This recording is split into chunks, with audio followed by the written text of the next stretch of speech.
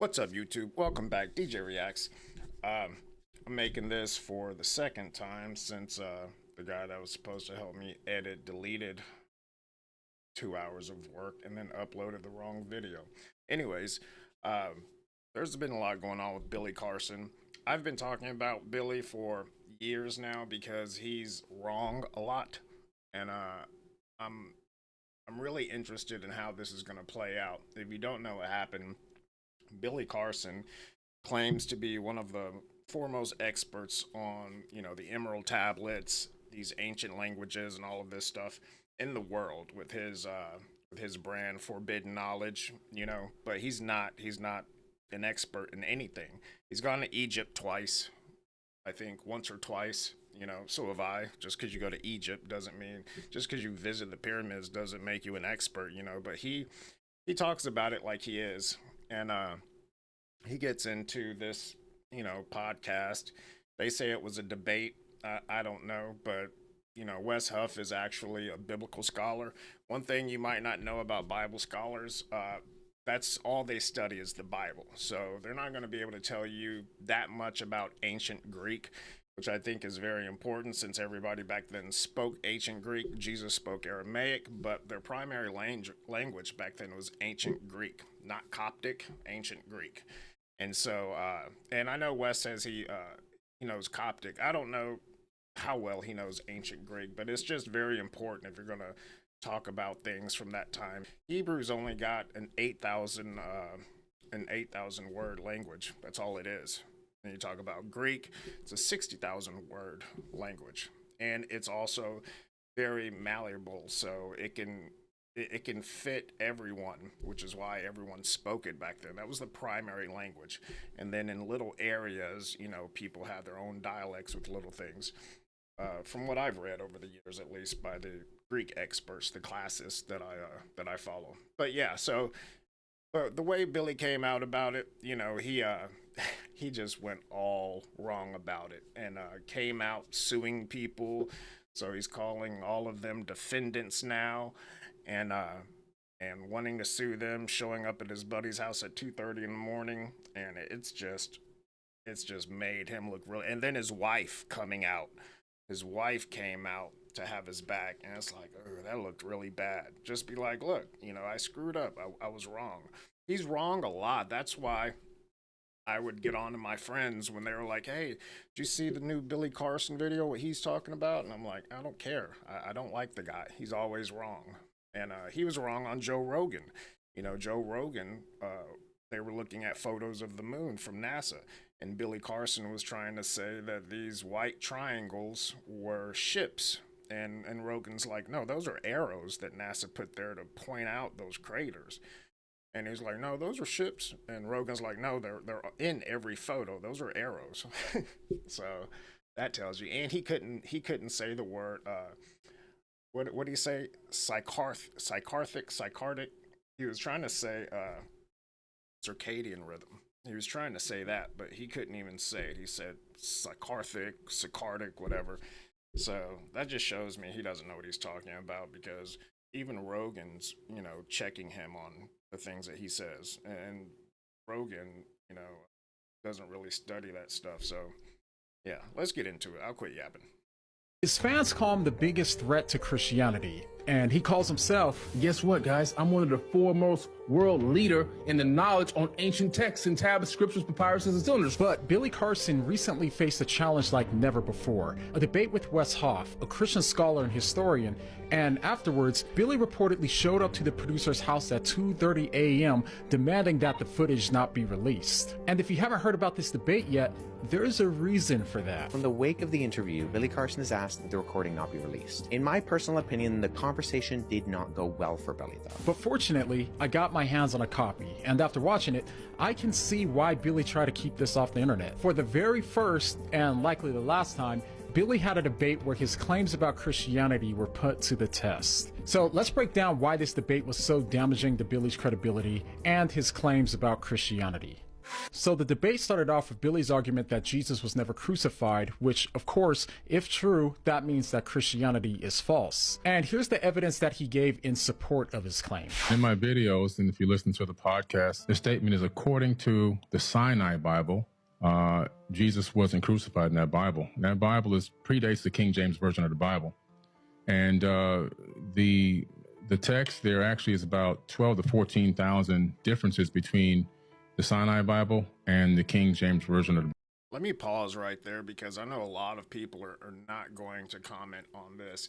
He's not wrong right there, but you can tell he hasn't read it. There are 14,000 differences between the Codex Sinaiticus and the King James Bible, but it doesn't have a lot to do with the crucifixion. There are 14,000 differences, but you have to read it to actually know it. So you can tell he hasn't read it. He's glossing over like a summary of what he's read from somebody else probably. But yeah, he hasn't read it because that's not what it says. But those differences are there.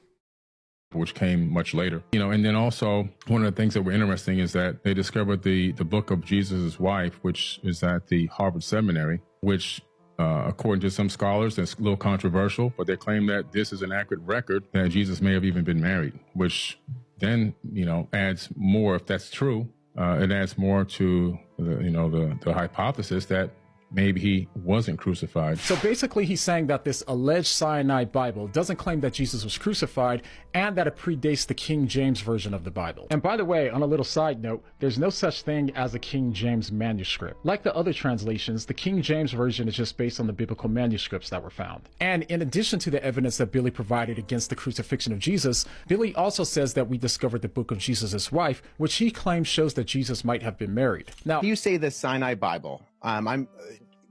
What are you referring to specifically? It's the biblical text that was written. It made it into you can actually look it up on Amazon. It's a Bible called, I have a version at home.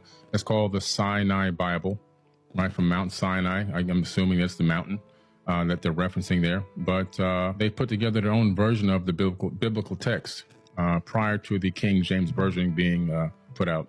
Sure. So when you refer to the Sinai Bible, would you be referring to Codex Sinaiticus?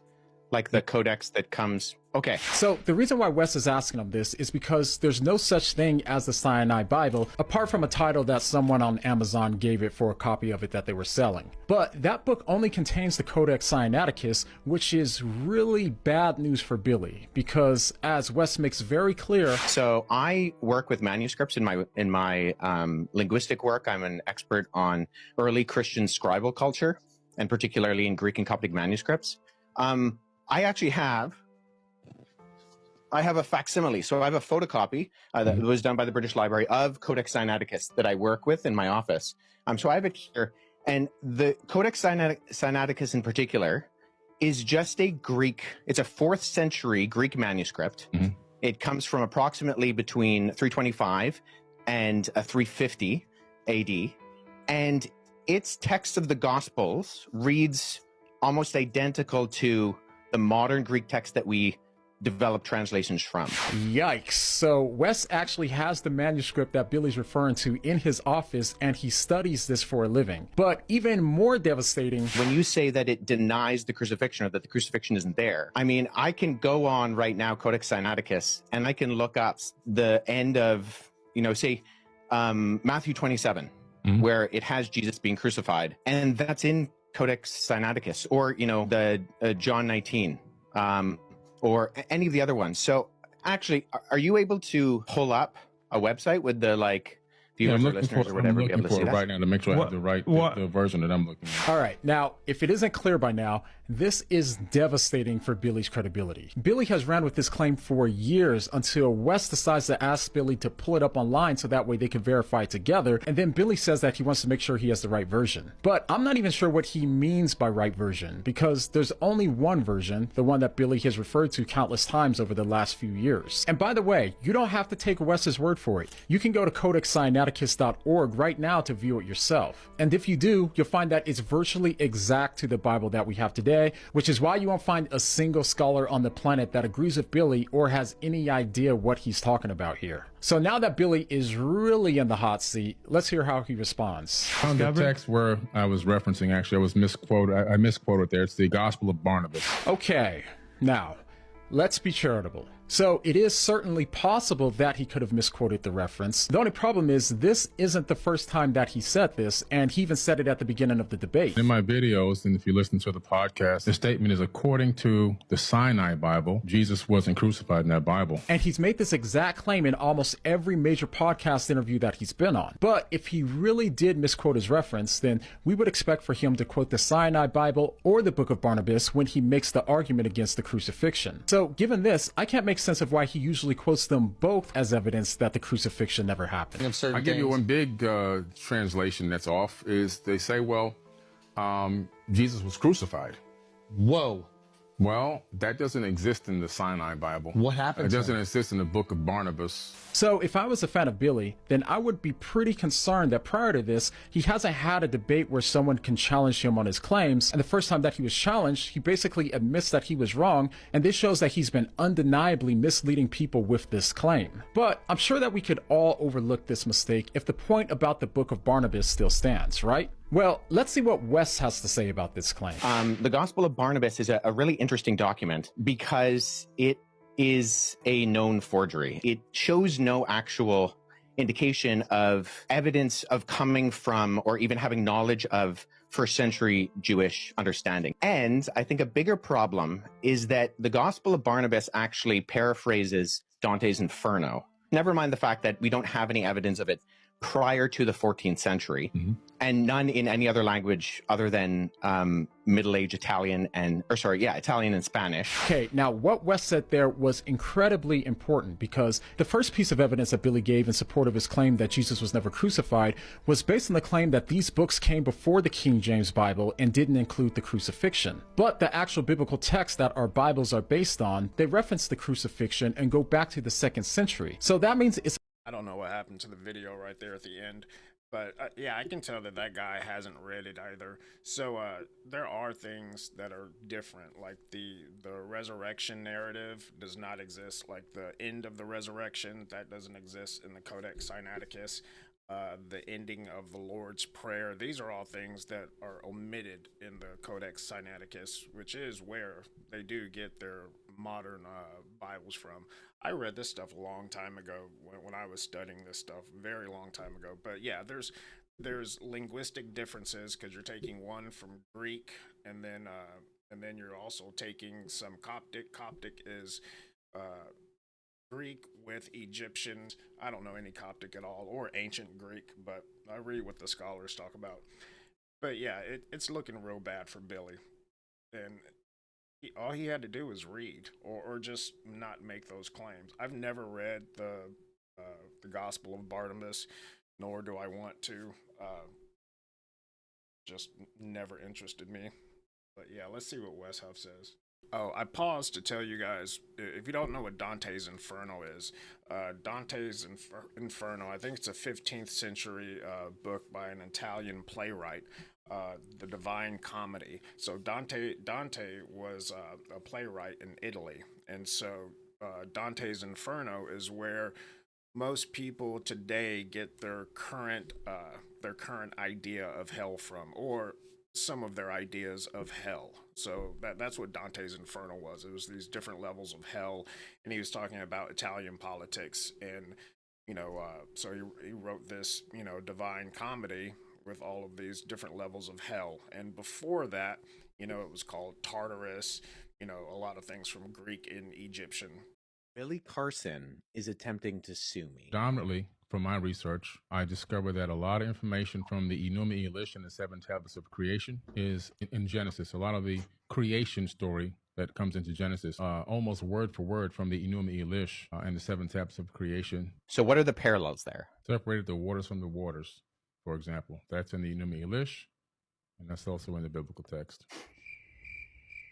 For those of you who don't know, I was invited to interact with Billy on a podcast that he agreed to come on. It was not his podcast, where he was notified beforehand who I was and what we'd be talking about. After that debate took place, Billy attempted to suppress the footage. That didn't really work. I've released clips from that conversation. Well, Billy does not want you to see those clips and has sent me a cease and desist letter. I was really hoping that this could be an opportunity for Billy to learn, to see the major errors that he's been repeating and turn this into a learning experience. I even offered to follow up with Billy in order to show him how and where he could find accurate and credible resources in order to make sure that what he was saying was verifiably correct going forward in the future, so he and his audience could learn and proceed knowledgeably. Billy did not agree. But unfortunately for Billy, agreeing to a debate, losing that debate, and feeling embarrassed about that loss does not constitute legitimate grounds to litigate. Billy, I will agree to all the terms and conditions of the cease and desist letter that you have sent me if you agree to run it back, sit down with me in person, and have another discussion.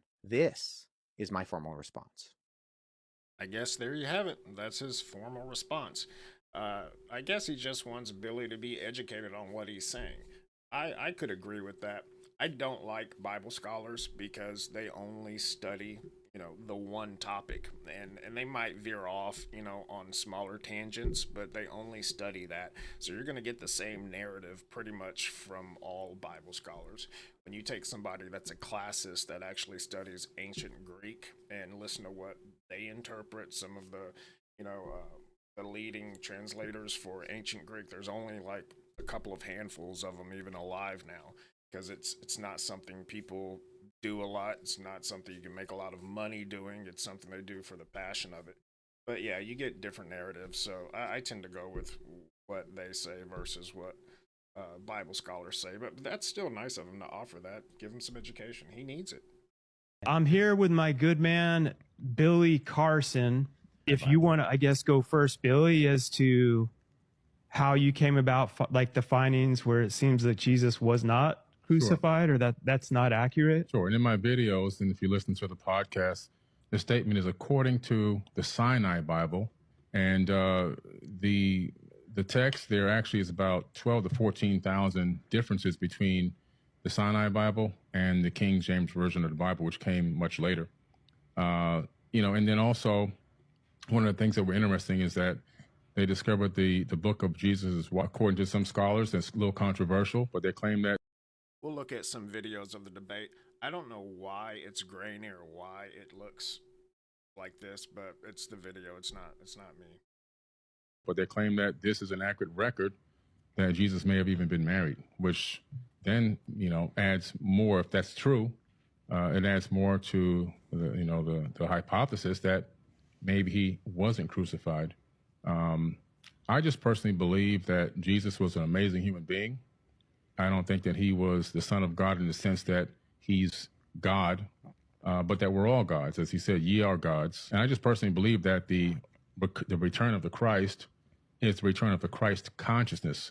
When we can all achieve a certain level of knowledge, wisdom, passion, understanding, empathy, love that he came to this planet with, and we get that in our mind and our conscience, and we can act on those incredible emotions and that understanding, that the whole world is going to transform instantaneously. And I think at the second coming is the coming of the Christ consciousness to the planet, not a human being flying back to Earth to save people. That's just my personal understanding of how I've perceived it over many, many years of going through this information and going through all this text. When you say the Sinai Bible, what are you referring to specifically? It's the biblical text that was written. It made it into you can actually look it up on Amazon. It's a Bible called, I have a version at home. It's called the Sinai Bible, right, from Mount Sinai. I'm assuming that's the mountain that they're referencing there. But they put together their own version of the biblical text prior to the King James Version being put out. Sure. So when you refer to the Sinai Bible, would you be referring to Codex Sinaiticus? Like the codex that comes. Okay. That's why I was trying to get some clarification, because so you can actually go and see Codex Sinaiticus is at the British Library. So you can go and see it. It's on display. And the British Library has actually digitized the entire manuscript. So I work with manuscripts in my linguistic work. I'm an expert on early Christian scribal culture, and particularly in Greek and Coptic manuscripts. I actually have a facsimile. So I have a photocopy that was done by the British Library of Codex Sinaiticus that I work with in my office. So I have it here, and the only reason I asked for clarification is because I want to make sure that what I'm addressing is actually what you mean. Gotcha. And not addressing something else. Because the Codex Sinaiticus in particular is just a Greek, it's a 4th century Greek manuscript. It comes from approximately between 325 and 350 AD. And its text of the Gospels reads almost identical to the modern Greek text that we develop translations from. So my curiosity is just simply in kind of exploring when you say that it denies the crucifixion or that the crucifixion isn't there. I mean, I can go on right now, Codex Sinaiticus, and I can look up the end of, say, Matthew 27, where it has Jesus being crucified. There you go. And that's in Codex Sinaiticus, or, the John 19, or any of the other ones. I'm here with my good man, Billy Carson. If you want to, I guess, go first, Billy, as to how you came about, like the findings where it seems that Jesus was not crucified, or that's not accurate. Sure. And in my videos, and if you listen to the podcast, the statement is according to the Sinai Bible, and the text there actually is about 12 to 14,000 differences between the Sinai Bible and the King James Version of the Bible, which came much later. And then also one of the things that were interesting is that they discovered the book of Jesus, according to some scholars, that's a little controversial, but they claim that this is an accurate record that Jesus may have even been married, which then, adds more, if that's true, it adds more to the hypothesis that maybe he wasn't crucified. I just personally believe that Jesus was an amazing human being. I don't think that he was the Son of God in the sense that he's God, but that we're all gods. As he said, ye are gods. And I just personally believe that the return of the Christ is the return of the Christ consciousness. When we can all achieve a certain level of knowledge, wisdom, passion, understanding, empathy, love that he came to this planet with, and we get that in our mind and our conscience, and we can act on those incredible emotions and that understanding, that the whole world is going to transform instantaneously. And I think at the second coming is the coming of the Christ consciousness to the planet, not a human being flying back to Earth to save people.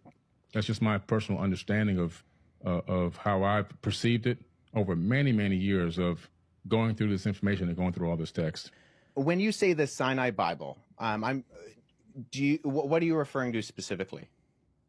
It's the biblical text that was written. It made it into you can actually look it up on Amazon. It's a Bible called, I have a version at home.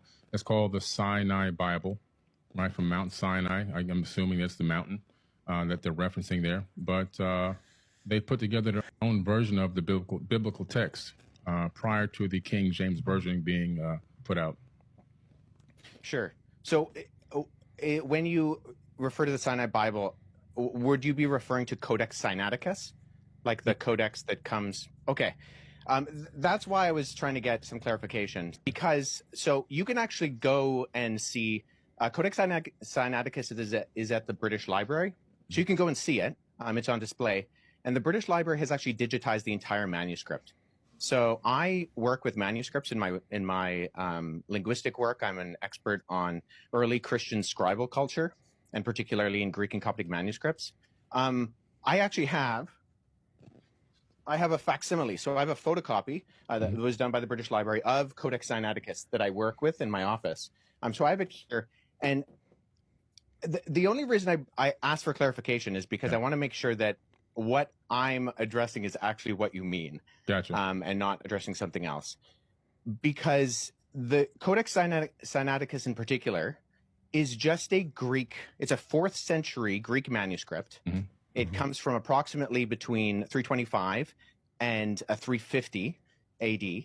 And its text of the Gospels reads almost identical to the modern Greek text that we develop translations from. So my curiosity is just simply in kind of exploring when you say that it denies the crucifixion or that the crucifixion isn't there.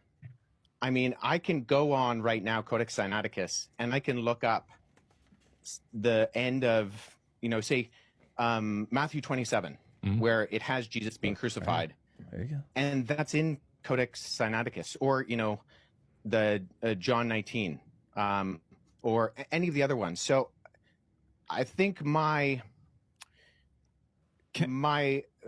confusion is that it doesn't read any differently. So actually, are you able to pull up a website with the viewers or listeners or whatever I'm be able to see looking for it that? right now to make sure I have the right the version that I'm looking at. I'm just curious, like the Sinai Bible, where was that piece I found discovered? the text where I was referencing. Actually, I was misquoted. I misquoted there. It's the Gospel of Barnabas. So that's good. So let's deal with that too, because I've actually worked with, there are two manuscripts of the Gospel of Barnabas. The Gospel of Barnabas is a really interesting document because it is a known forgery. And so that's why I think it's important to get to these sources. So at the very start of the Gospel of Barnabas, which we only have two copies of, one is in Italian and one is in Spanish.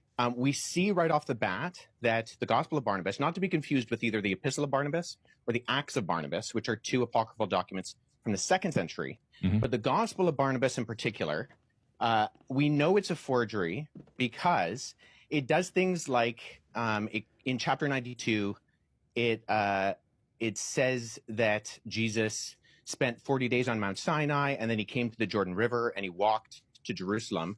But Mount Sinai is more than a week's journey away from Jerusalem, and neither Mount Sinai nor Jerusalem are close to the Jordan River. Never mind there not being a route from the Jordan River to around Mount Sinai or going to Jerusalem. But there are internal problems with the Gospel of Barnabas, which indicate that it shows no actual indication of evidence of coming from or even having knowledge of first century Jewish understanding. It actually says Jesus is the Christ, but not the Messiah, which indicates that whoever the author is, he didn't know that those were the same words. And I think a bigger problem is that the Gospel of Barnabas actually paraphrases Dante's Inferno, which was written in 1314. So there's a lot of internal evidences that I wonder if he's wrong about that. If he's talking about that they don't know Jewish religion and how they do things, saying Jesus is the Christ but not the Messiah, that is inherently Jewish. I mean, that from all of my Jewish friends, they say that exact same thing. And, seems to be a very Jewish opinion. I don't know. If you're Jewish, let me know. That disqualify the Gospel of Barnabas, never mind the fact that we don't have any evidence of it prior to the 14th century, and none in any other language other than Middle Age Italian Italian and Spanish. But the internal content of the Gospel of Barnabas disqualifies it from being ancient. And then the fact that it's doing things like paraphrasing Dante, or it also refers to a rule of the time of Jubilee, which was changed in the Middle Ages from what it was in the biblical year of Jubilee. And it goes with the Middle Ages concept, not the ancient concept. So if there is something that denies the crucifixion, I want to make sure that I'm analyzing it and that the methodology by which I analyze it actually reveals that the content can be accurately tied to the event.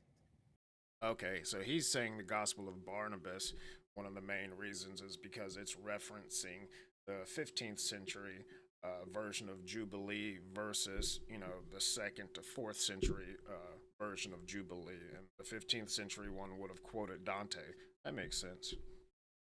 So if we're talking about, say, Codex Sinaiticus, that's in the 4th century. Now that is, I would agree with you, Billy, our oldest copy of the Bible in the sense of cover to cover, Genesis to Revelation copy of the Bible. Right. The problem is that we have individual copies of all 4 Gospels going back hundreds of years before Codex Sinaiticus. He's right. So I have a facsimile behind me of P66. This is a late 2nd century copy of the Gospel of John.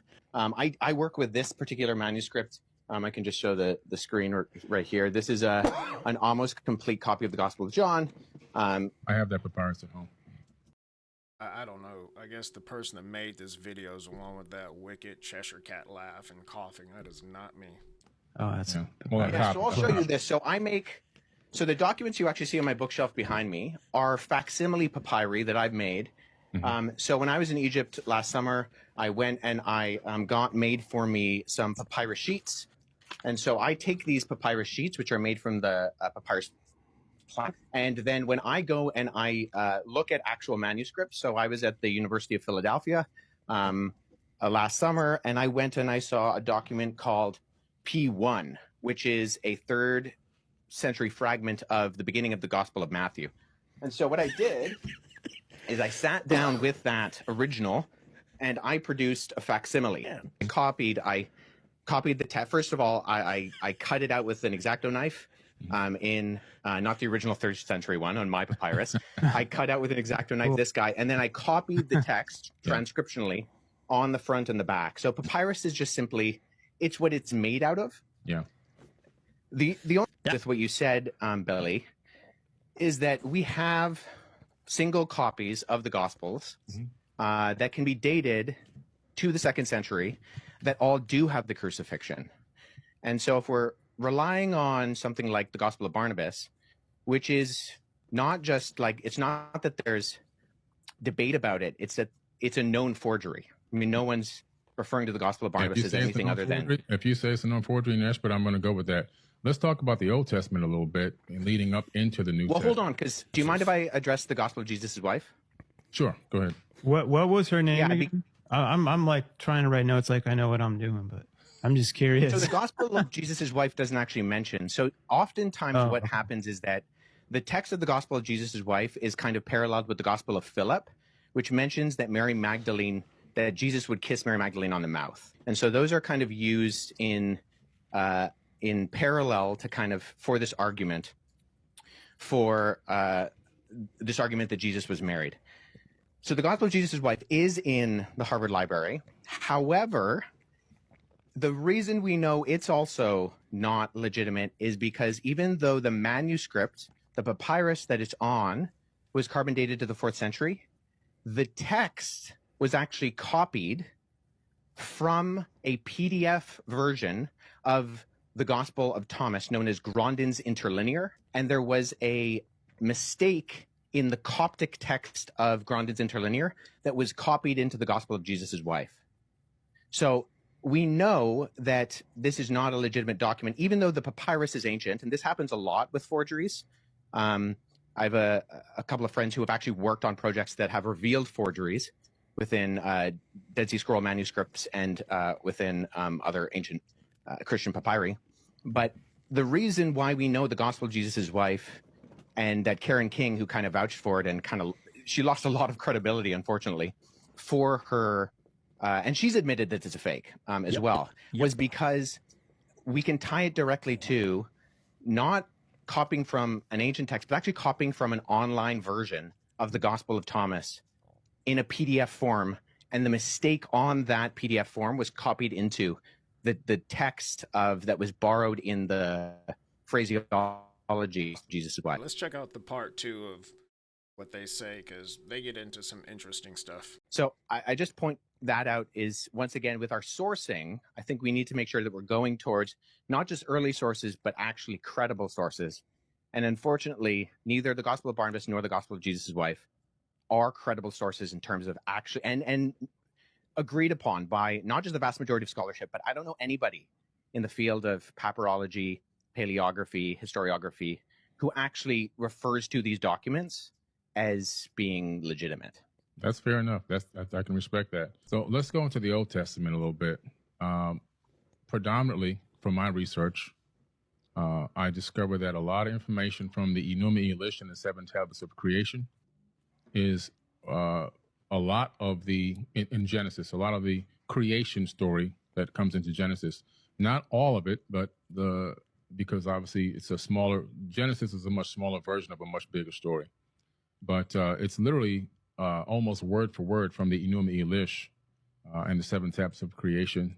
The Epic of Atrahasis as well is also there in the Old Testament. Several other tablets as well, Code of Hammurabi and a few others have made it into that text.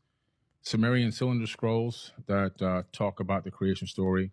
Again, the creation story in the Epic of Atrahasis. And so we tend to see this copying of ancient tablets, text, and scriptures, even some papyruses, into the biblical text, meaning that my point here is that I think a lot of people are saying that this information was written in real time. A lot of people believe that. If you ask the average person, they really believe that.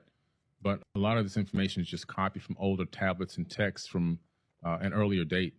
That's what I have found, that it's made it into the canonized Bible, but they never reference that they got it from any other ancient texts and tablets that have to do with a totally different civilization with totally different religious beliefs. Have you read the Anubis? Yeah, I've done lectures on it. Sure. Do you mind summarizing the content of the creation account in the Numilis for us? Sure. The Numilis is a very ancient text discovered in the Library of Ashurbanipal, which is crazy, an astronomical account of the creation of our solar system. It talks about planets and moons gaining specific orbits around the sun. It talks about a huge planet named Tiamat, 46 times larger than Earth. Earth didn't exist at the time that this, according to the author of this text, which is pretty interesting. And then there talks about a nemesis of sorts. In the original version, it's called Nibiru, but in a more recent version, still thousands of years old, the name was changed to Marduk. Marduk is in the Jewish American Library, in the biblical text, in the Torah, and so forth. Very popular figure in ancient times in the religious books and text. Marduk wanted to be the destroyer, so Marduk is the one that during its next orbit towards Tiamat, crashed into Tiamat and destroyed Tiamat.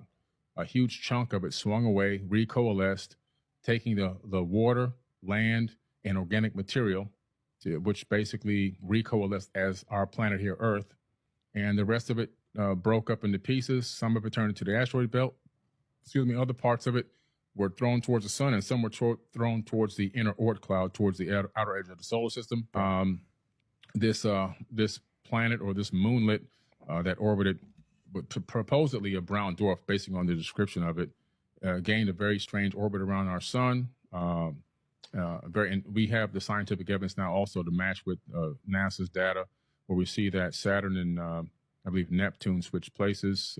Uranus is flipped on its side, and that's more evidence that something came through our solar system in ancient times and gravitationally really tugged at planets here and switched up their orbits and even pulled the axis of a planet on its own side, where the equator is now running north and south. So a little bit of modern astrophysics kind of backs up what this ancient text is saying. But the Numilis also then begins to talk about the fact that these beings, it kind of cuts into the fact that these beings, are on Earth and at some point begin to engage mankind.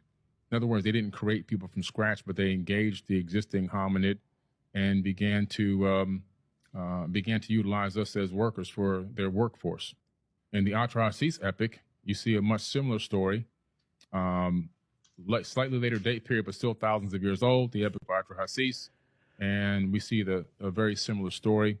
And we see where the sons of God literally came down to Earth. They came from Mars, according to this text, if you read the translation of the planet Mars and to English. And then they went to battle. They were going to go to battle in South Africa against Enki and Lil and Anu. And they come to terms without going to battle. They argued that they needed women, human women, believe it or not. And they also wanted a workforce. They didn't want to continue to do the labor. They were cleaning out the Tigris and Euphrates rivers, digging canals, building cities on Earth, and according to the text on Mars, not according to me. And a decision was made by Enki and Anu and Enlil to allow this experiment to happen, where they would take the existing hominid here. They would slay one of the gods, meaning that they would somehow, some type of genetic modification or manipulation, in my personal opinion. That's my personal hypothesis. But in the end, it ends up being that human beings are now doing a lot of this labor and worshiping these people as gods, as they, my personal opinion, masqueraded as gods. A lot of stories there, parallel stories that you see in the Bible, even the Tower of Babel incident and many other crazy stories that are in the Bible. You can find a lot of those true stories in the ancient text, like the Epic of Gilgamesh, where you can find the true story of Noah. They found the Noah tablet to give him instructions on how to build the ark. It wasn't a big boat. It was a round disc that he built with the sections cut up on the inside like a pie. That was discovered about 4 or 5 years ago. I believe it's at the British Museum now. So there's a lot of text that's just been covered and copied over into the people are just became a cargo cult, worshiping people that were masquerading as gods. I do believe in God, by the way. Let me make this clear. I believe in God. I believe I believe in it. There's a creator of the universe. I believe that the mathematics that we're here. I believe this universe is imbued with a divine energy and a divine spark that lives inside of all of us. I just don't believe that the God of the Bible is truly the creator of the universe. I don't think that God needs money. I don't think that God needs. Sure. Do you mind if I just jump in here for a second? Because I think we've kind of gone on from the original question. I appreciate that. I do have a few issues with your summary, Alden version. My Acadian's not great, but I sat down with a Syriologist friend and we walked through it a couple of years ago. So I think that there are components of what you said that I would say are in there. I'm not sure it's the best summary. Nonetheless, okay, going with what you said that there were like verbatim parallels with the biblical creation story. Even just going off of what you said, which I think there are components of that I would agree with, the Battle of the Gods, the concept of Enki and the younger gods, and they fight Tiamat, and then Marduk, who swears he'll defeat Tiamat, and Kwenku, who kills Tiamat by shooting her with an arrow, and there's this big battle, and then the gods that die end up being the earth and the sky and even us, because we are the end result of that battle. I'm just curious, when you say that there are not just parallels, but there's actual copying, looking at Genesis chapter 1 and 2, where the creation story is summarized in the Bible, what are the actual kind of parallels there that you're looking to? Because as someone who's read both, I not only do I not find parallels, I actually, and this is the majority of ancient Near Eastern scholarship with me, think that Genesis chapter 1 is actually an apologetic against documents like the Enuma Elish. So what are the parallels there? Separated the waters from the waters, for example. That's in the Enuma Elish, and that's also in the biblical text. Okay, that I would agree is a parallel. The only reason I highlight that is that if you're making this the argument, because if you brought it up, and I mean this with all due respect, there are superficial parallels. I would agree. The separation of the water, the concept of the earth being formless and void. That's also in the Enuma Elish. However, I think all the other details, it's the details that make the difference. And if we're looking at not the superficial crossovers, but the actual themes and concepts of what it's saying, you don't have a creation within 7 days. The Bible's not going to take the Enuma Elish and put it into the biblical text. There are certain words that they utilize that let me know that they copied it from that text. Like, for example, it's separating the water from the waters, the void, the earth being void. That information is literally just copied over. So it tells you that somebody saw that and said, let me add it to this book right here, or let me add it to the scripture or this papyrus, because it wasn't a book yet at that time. It was like supposedly discovered prior to, I'm just curious. It wasn't discovered prior to the Bible, but it dates back long before the Bible was ever written. Okay. So let me just say this. So the reason why I say it's actually an apologetic against that is because the purpose of the Enuma Elish, which the Babylonians read every Babylonian New Year, was to point out the fact that the deities, and there's countless deities in the Babylonian pantheon, they actually come from the created order. So they're not outside of time and space. They actually come from the created order. And when they die in this battle, right, when Tiamat is defeated, the defeated gods become the earth and the sky and the plants and even you and me. And in that sense, the theme is that you don't actually have any purpose or end result, and you're not created in the image of God. In fact, in the ancient Babylonian system, only the kings were created in the image of God. And what we see that is counter to that is that even, sure, there's superficial, divided the waters, but we find that in almost every society and culture. That's not a parallel as much as it's just a generality. I would say what we see within the biblical account is that God purposefully creates. There's only one God. He purposefully creates, and then he creates, and it's good. And it continues to say it's good 7 times. And then at the end of chapter 1, just for the thick people in the original audience, it says, and then it was very good. And then he creates humanity, not kings, but simply the humans that he creates in God's image. And they have purpose and meaning, and that instills them with this creation order. And that's not what we find in the Enuma Elish. In fact, we find the opposite in the Enuma Elish, is that the created order is not good. It's a mistake. And that you are not created in the image of God. And there's a reminder that regular people are not created in the image of God. So linguistically, Hebrew does have Semitic ties with Akkadian. Doesn't with Sumerian. Sumerian is a language isolate, a glutenizing language. But I would say, just with all due respect, the parallels linguistically are not there. There might be superficial kind of concepts that are there, but they're so superficial that we can find them in everything. In the sense of, I'm in an office studio, you're in your office studio. That doesn't mean that that we're the same people or we're even in the same place. Does that make sense? Yeah, but I don't agree with that. I just if I have all these texts out, there's a lot of different information that you can see. There's a lot of it's been copied word for word into the biblical text. Okay, I was gonna stop at that one, but let's look at Billy Carson's response. Now, this video, I did see this right when it came out, and I had no idea it was over 3 hours long. Luckily, this is just 4 minutes. So, and I fell asleep 20, 30 minutes into it, and I woke up an hour later and it was still on.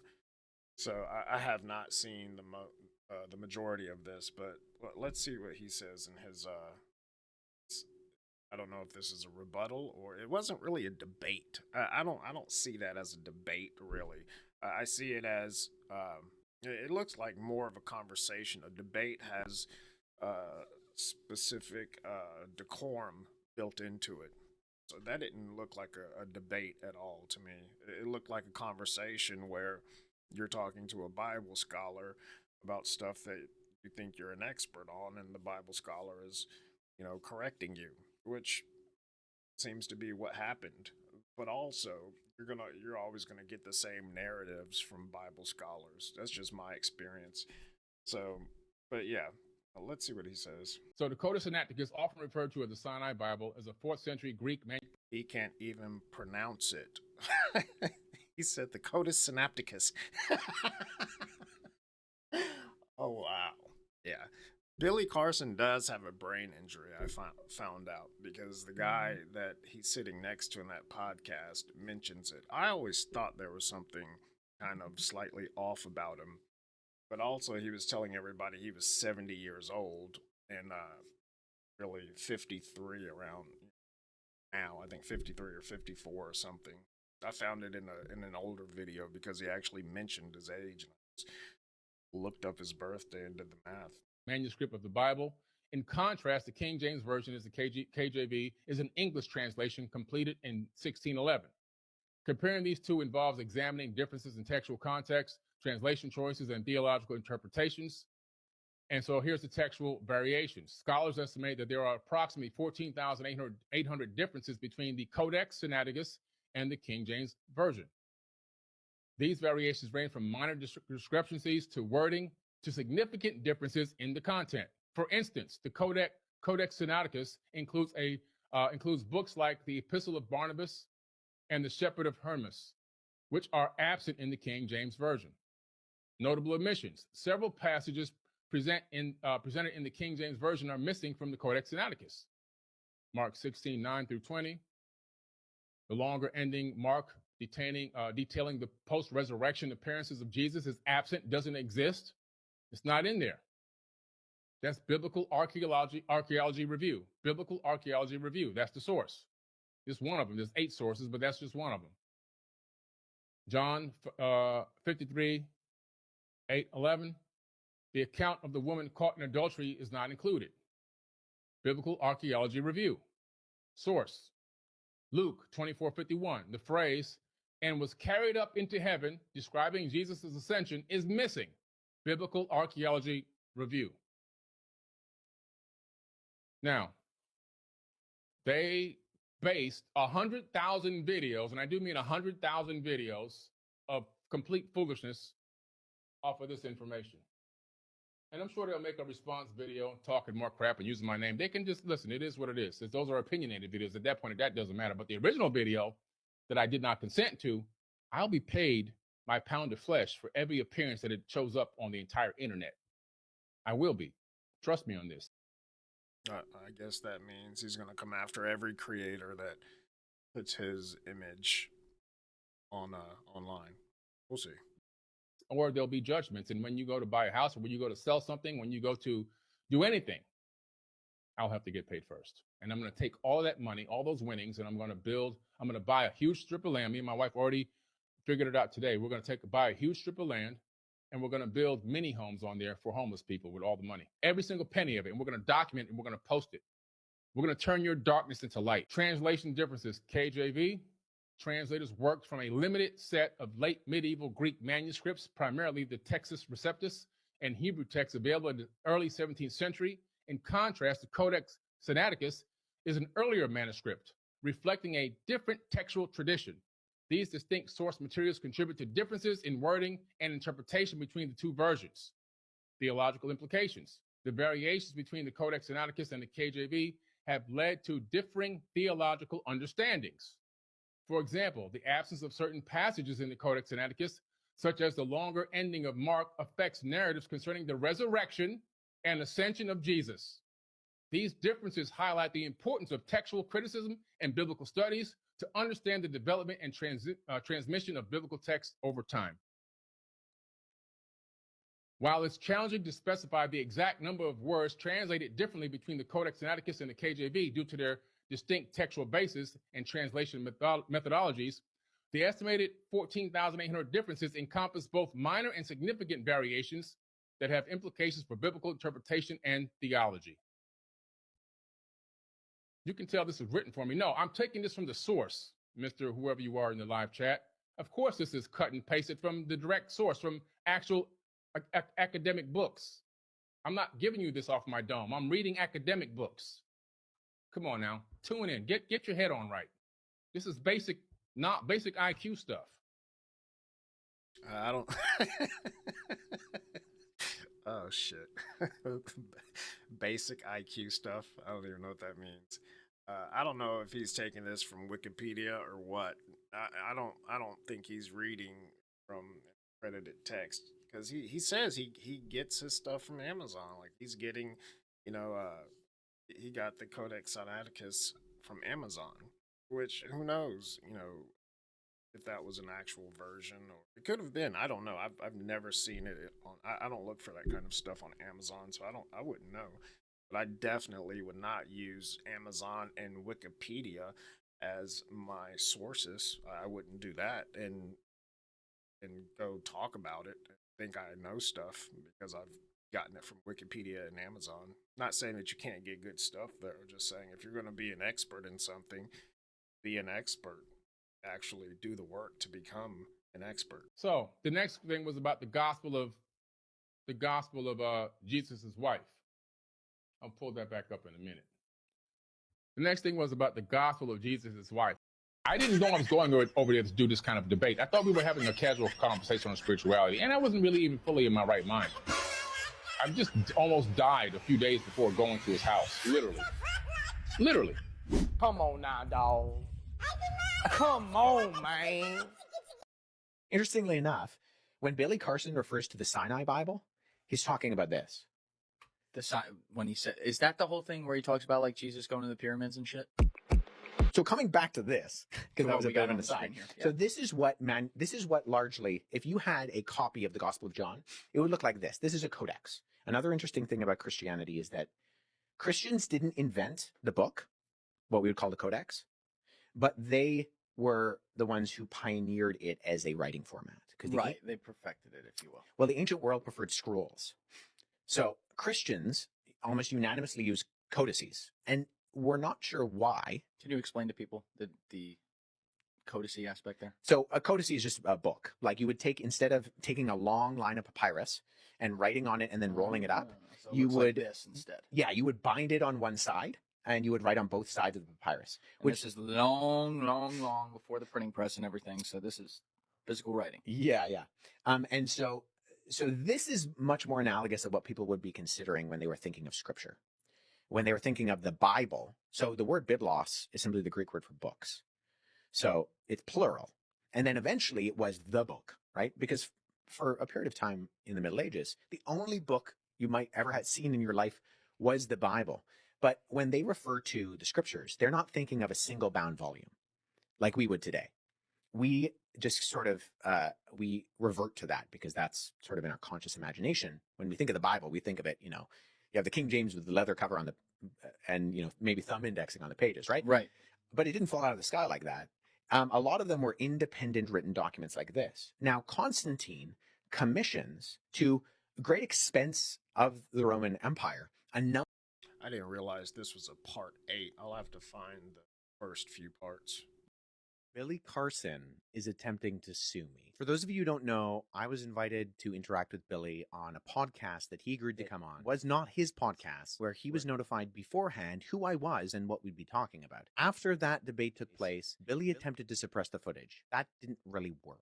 I've released clips from that conversation. Well, Billy does not want you to see those clips and has sent me a cease and desist letter. I was really hoping that this could be an opportunity for Billy to learn, to see the major errors that he's been repeating and turn this into a learning experience. I even offered to follow up with Billy in order to show him how and where he could find accurate and credible resources in order to make sure that what he was saying was verifiably correct going forward in the future, so he and his audience could learn and proceed knowledgeably. Billy did not agree. But unfortunately for Billy, agreeing to a debate, losing that debate, and feeling embarrassed about that loss does not constitute legitimate grounds to litigate. Billy, I will agree to all the terms and conditions of the cease and desist letter that you have sent me if you agree to run it back, sit down with me in person, and have another discussion.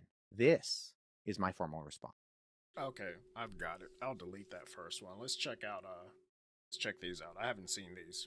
I haven't seen most of these, but I've seen a few.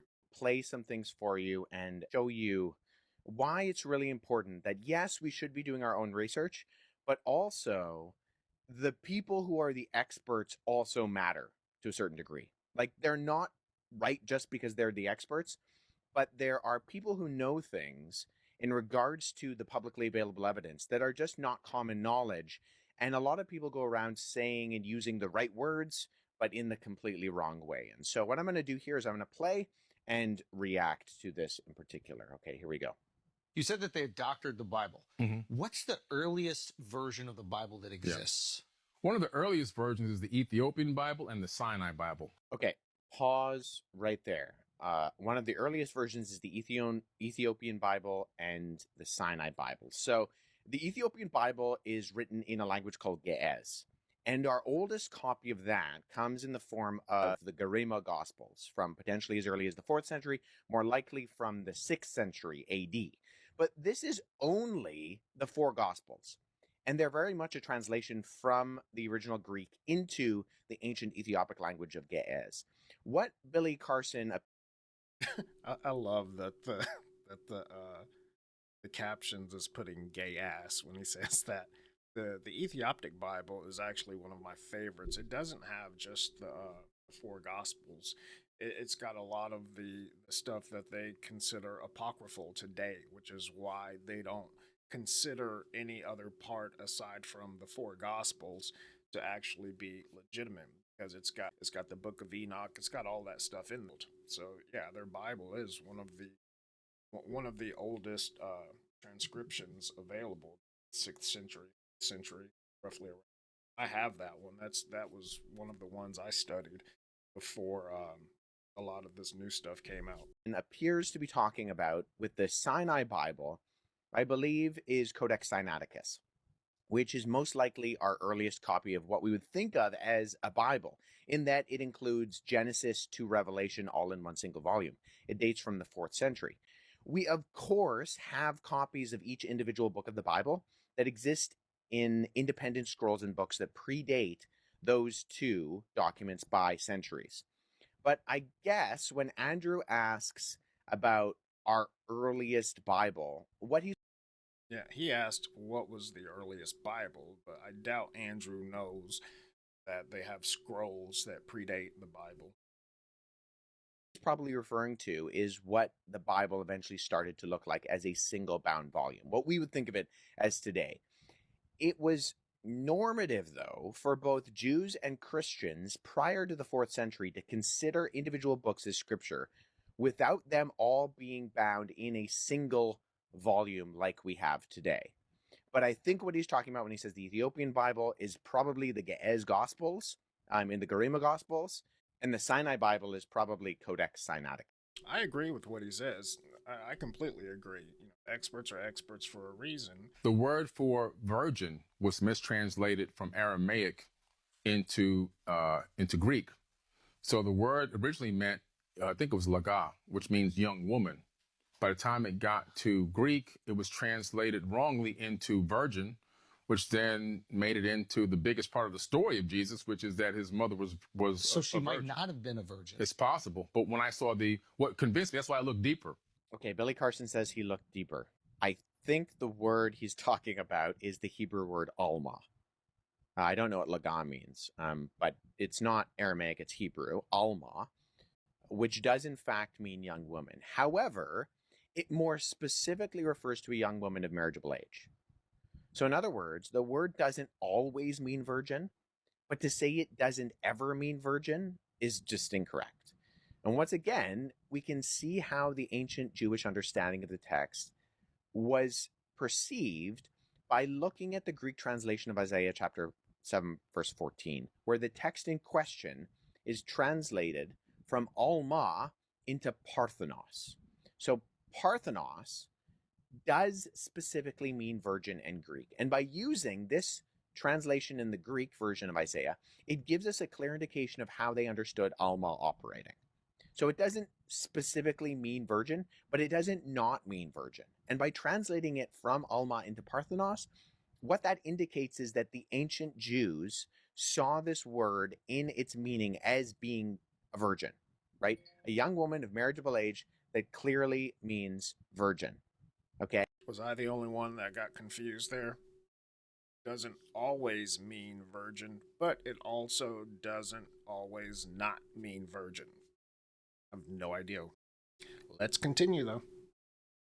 The earliest version of the Bible, Mhm. or one of the earliest, is in Ethiopia. What are the Right. differences between that Bible and, let's say, like the King James? Okay, and a couple things. The first, the Old Testament is the Torah from the Ethiopian Torah. Wait, Right. the oldest Torah we have is also Ethiopian? Yeah. Okay, no, that's not true. The earliest copies of the first 5 books of the Bible, the Torah, or what's sometimes referred to as the Pentateuch, were written in that are written in Ge'ez. Once again, that's the language of ancient Ethiopia. Those fall comfortably into the medieval era, and actually the late medieval era. We're talking 14th to 16th centuries AD. We actually know that Syrian missionaries brought versions of the Septuagint, which is the Greek translation of the Hebrew Old Testament, down into Ethiopia, into the kingdom of Aksum early on, and then those were translated into Ge'ez. But it is just patently false that this is the earliest Bible, the oldest. If you don't know what the Septuagint is, I believe the Septuagint is a 5th century Greek translation, but it's also what we use when you're trying to translate things. You would use the Septuagint, so it's kind of like a codex or a bit of a glossary. It's got a lot of good definitions. So if you're confused about something, you go to the Septuagint, and that's what myself and a lot of other pastors that I used to work with would do. That's how I was introduced to it. But it's what most people go by, though. oldest Bible. We have fragments of Genesis from the Dead Sea Scrolls that predate the Ethiopian ones by over 1,000 years. So this is just, it's incorrect. Oldest version of Old Testament, Yeah. Ethiopia. Ethiopia. Oldest version of New Testament, either Sinai or Ethiopia. So once again, no to the Ethiopian Ge'ez being the oldest New Testament, maybe to Codex Sinaiticus. So we have other Greek copies contemporary with Sinaiticus, like Codex Vaticanus and Codex Washingtonianus. If we're thinking of a Bible as a single-bound book, then sure, that's Sinaiticus. But P45, of which sections are housed in Dublin, Chester Beatty Library, and Vienna Austrian National Library, those are our earliest collections of the four Gospels and Acts, all in one volume. And it could predate Sinaiticus by as much as 200 years. So we also have manuscripts in whole or in part from many individual copies of the Gospels in the 2nd and 3rd centuries. So no, the Ethiopian Ge'ez sections of the New Testament, which is primarily just the Gospels, are not the oldest. And P denotes papyrus. That's all. P45. The P just denotes the media that is papyrus here. Also, another mistranslation is the God. God is not supposed to be singular in the Bible. It's plural in all cases. Gods with an S. So Billy continues on his quest to prove to anyone who actually understands the biblical languages that he doesn't understand them. Because the ending im normally indicates a masculine plural in Hebrew. So Elohim, at face value, looks like a plural version of the word El, meaning God, and the im plural ending. And so therefore you could mistake it for then being the plural gods. Now, in some cases, Elohim does refer to plural gods. The problem with this is that the word Elohim is what's known as a concretized abstract plural. And this is a function within the Hebrew language where a plural word is used in a singular sense. It's true that this is outside of the norm of standard Hebrew grammar and syntax, but it's not some sort of mystery. This is standard kind of learn Hebrew 101 stuff. And a concretized abstract plural operates in a similar way to, say, the English word sheep. So we can have one sheep or 50 sheep. It's the verbs around the word, in both cases for Elohim and for sheep, that tell us whether we're dealing with a plural or a singular. This is just a display of complete ignorance of how Hebrew works and operates as a functional language. I've heard Billy Carson say this elsewhere. It's just not true. It's just an example of how he doesn't know and understand Hebrew. And one simple way to see how this renders and was understood is to go to, once again, the ancient Greek translations of the Hebrew. So some of which predate Jesus by hundreds of years. Just like I said, always go to the ancient Greek. That's where you're going to get the best information.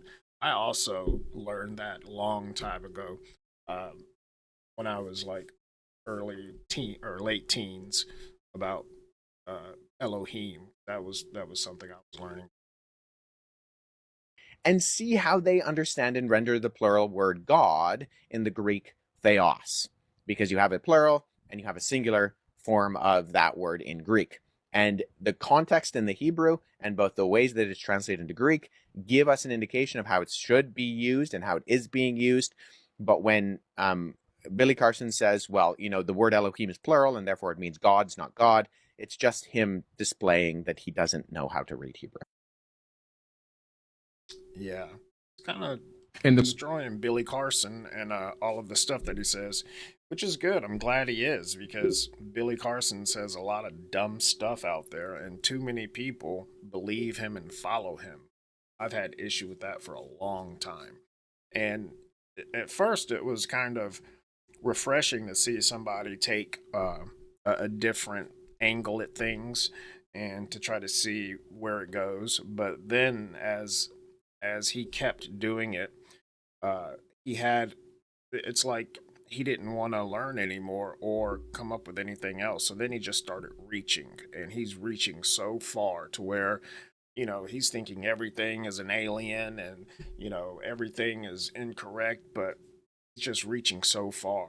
and it was cringe worthy. It was just complete cringe, everything he was doing. And it left a bad taste in my mouth. That was years ago. So that's just my take. In the Bible, you have the gods are Enlil, and who's also known as Yahweh in the Bible. Yeah. And you also have Amen Ra, the great Amen. He's, when you say the Lord's Prayer, that's Enki's prayer. Our Father who art in heaven, hallowed be thy name, thy kingdom come, thy will be done on earth as it is in heaven. Give us our daily bread, blah, blah, blah. That's Ptah's prayer, who's also known as Enki. Enki. I think the kindest way I can put this is nonsensical. I don't know a better way to put it. Enlil is the Sumerian god of the air, okay? It's not Yahweh. While it is true that later Mesopotamian lore incorporated Enlil and worshipped him as the king of the gods, he's firmly one of a pantheon of ancient Near Eastern gods who are worshipped by the Mesopotamians. Yahweh, on the other hand, is the god of the monotheistic faith of Judeo-Christianity. And there are two prayers that I think Billy could be talking about here. And so one is the prayer of Enki for Ashurbanipal, but it reads like this. Here, I pulled some up for you.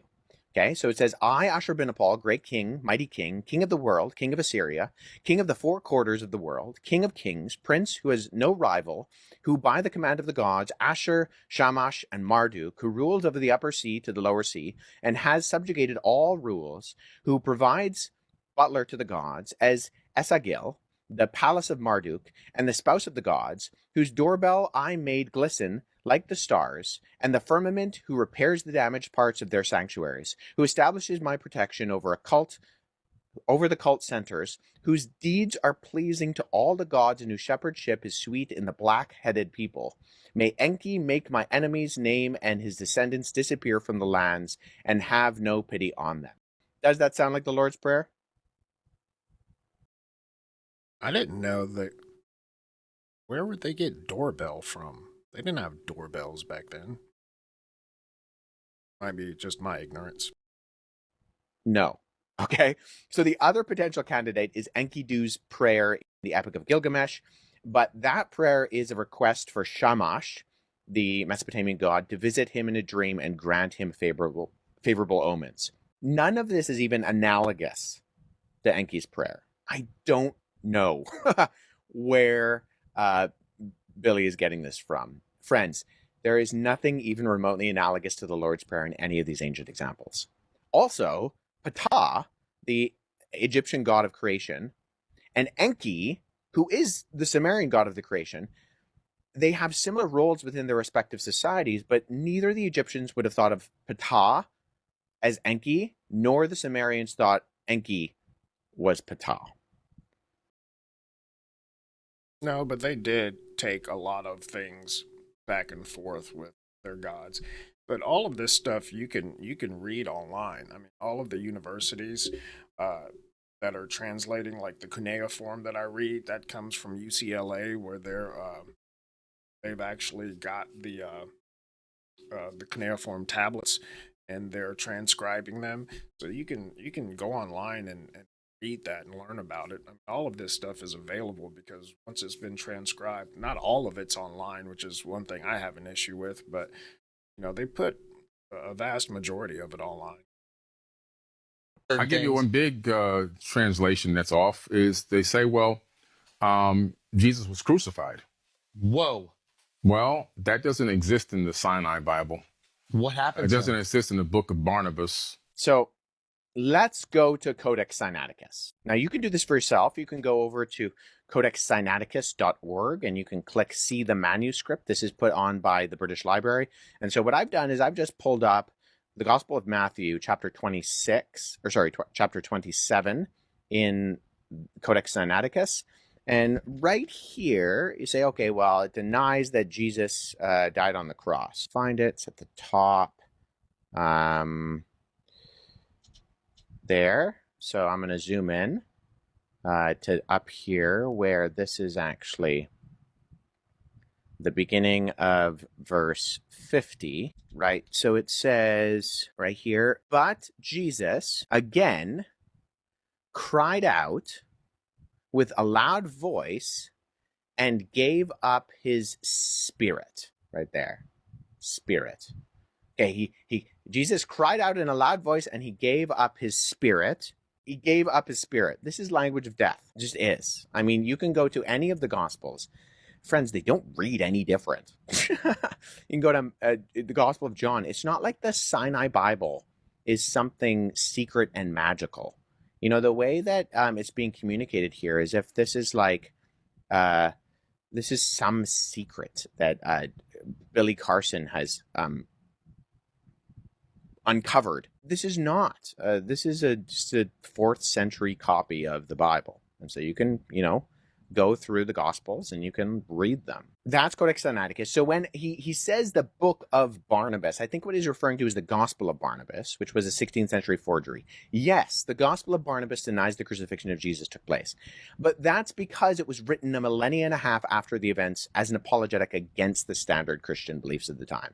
So there are multiple historical anachronisms in the Gospel of Barnabas, including the statement that the event of Jubilees happens every 100 years. That's what it says in the Gospel of Barnabas. Now, Jubilee is an ancient Jewish practice, but in the Old Testament, it's every 50 years.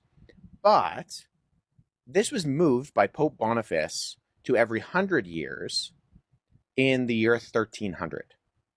So it appears that whoever's writing the Gospel of Barnabas is misunderstanding what that is. He's referring to what is, yes, an ancient Jewish practice, but then he's sourcing it not in the time frame of the ancients, but actually in the time frame of, the 14th century. It also paraphrases sections of Dante's Inferno, which was written in 1314. So we're talking about something that at its earliest is the 14th century, but is probably even between the 14th and the 15th century. So this is not an ancient document by any stretch.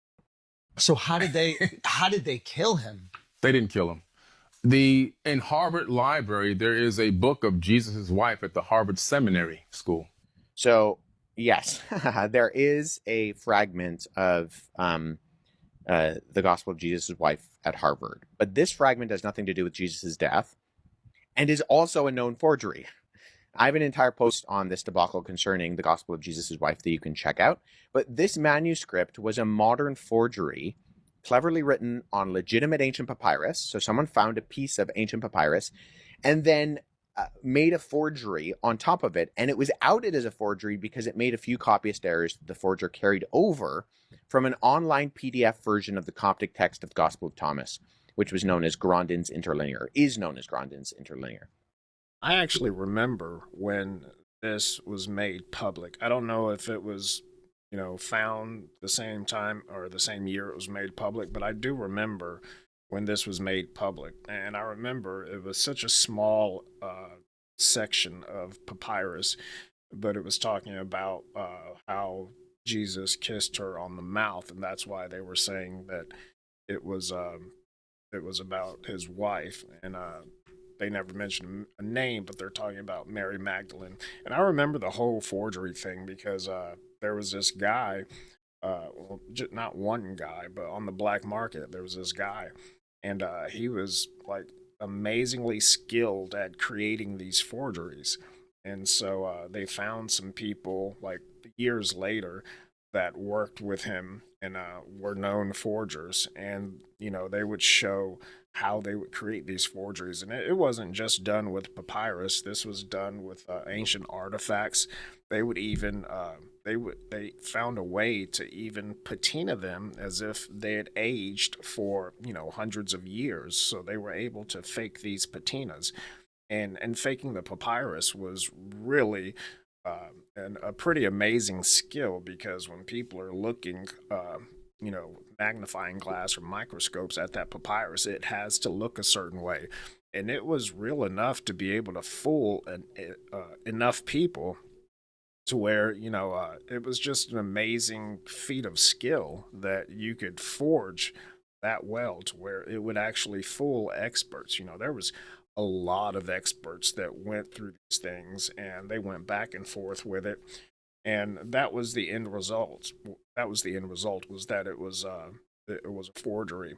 But I don't know if it was I don't know. I have my own thoughts on it. I don't know if all of them were forgeries or if academia and the church wanted to make them forgeries because they contradicted a narrative that they wanted to keep perpetrating. I don't know. It's just something I've always wondered. And the forger, not truly knowing Coptic properly, copied from Grondin's Thomasine text, which only exists online, and in their supposed attempt to translate their forgery, outed themselves as having actually copied words from a digital version of the Gospel of Thomas. So they're taking a digital a version of the Gospel of Thomas in Coptic. They're trying to copy sections over into what they eventually tried to pass off as the Gospel of Jesus' wife, but it was a forgery. Everyone in the field of manuscript studies, text criticism, paleography, papyrology, all of this, it's all agreed upon to be modern forgery. This was a huge debacle for Karen King over at the Harvard Divinity School. This is something that's done a lot also, like the Bedouin. So the Bedouin over in Egypt, they'll go, digging graves, robbing graves, stealing things from these places. And if you go to Egypt, there's all these shops, and these shops are selling all kinds of forgeries to tourists. I mean, and you never know what's real and what's not. They'll have a toothpick from Sumerian, from Sumer, a ivory toothpick, for $800. And they'll tell you it's from this and that.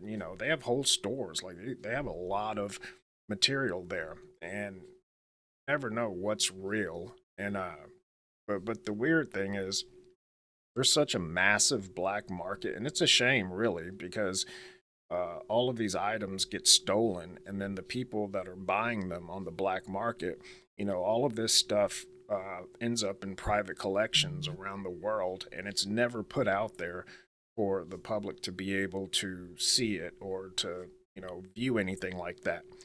But like I said, luckily there's a lot of forgeries, and usually if there's one of something, there's going to be a bunch of copies of it, so you can at least get an idea.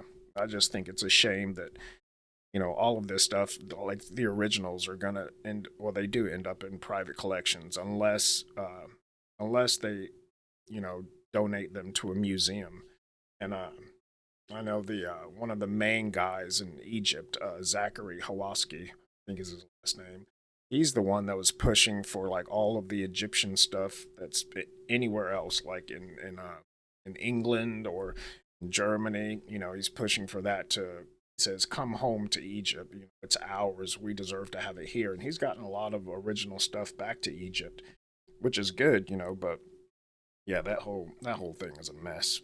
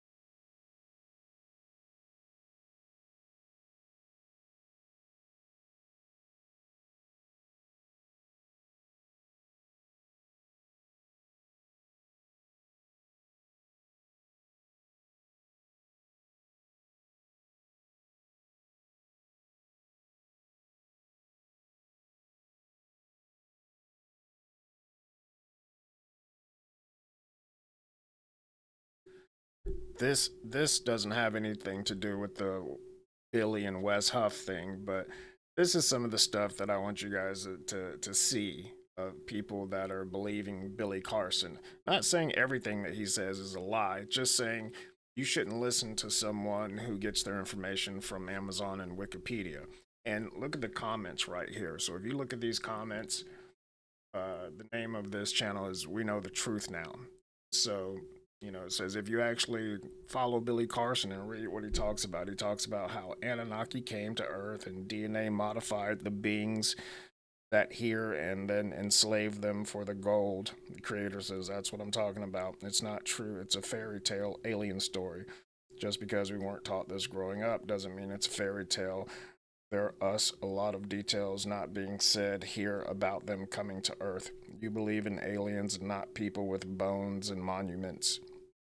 This was written in September, so I guess they didn't see the disclosure happening, the congressional hearings. But yeah, let's see what this guy says, because he says Billy Carson knows the truth. So let's see what truth he's talking about.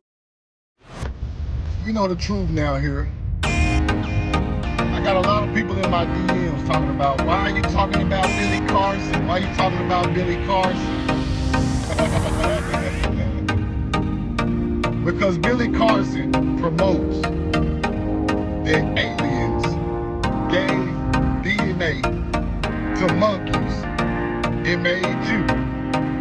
That shit ain't true. That's one.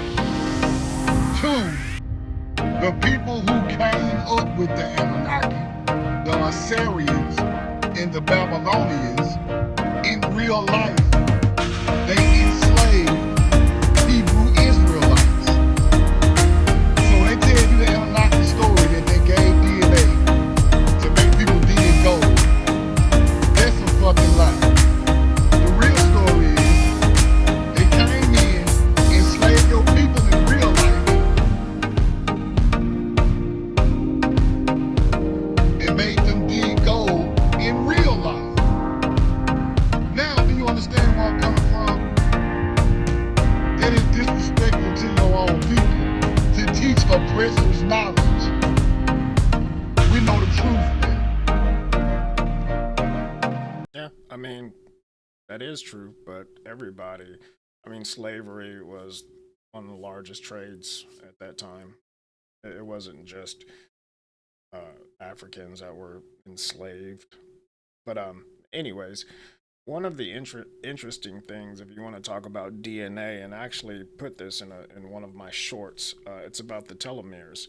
So when you talk about like the Tower of Babel, and you hear that it says God cut our years down to 120 years. One interesting thing is, so within our DNA, you can see the telomere is where that 120 is. So you can see within our DNA that the telomeres have actually been cut and burned, capped down. So they used to be longer. So what does that tell you? That tells you that humans did live a lot longer than before this time. But specifically at this time, you can see an alteration within our DNA. And so that alteration is the telomeres being capped at a smaller place, which is when people didn't live past 120 years. And then with the advents of, industrial revolution and all of this bad stuff coming onto the earth, you're really not going to get that in most places now. So it's like 75 to 85 is, what you typically see, except for smaller pockets around the world. But yeah, that's an interesting point. Now, who did that?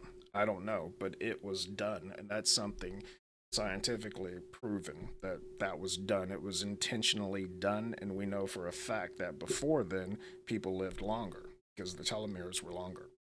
Now, if you want to see something that I do agree with Billy Carson on, this is something I do agree with Billy Carson on, and I talk about this in my videos. I actually did an entire video on the people that rule the world. And I even do the first few families that everybody knows, and then I go into the families that most people don't know. I go into the Black Pope, the Jesuits, all of this stuff that most people don't know about.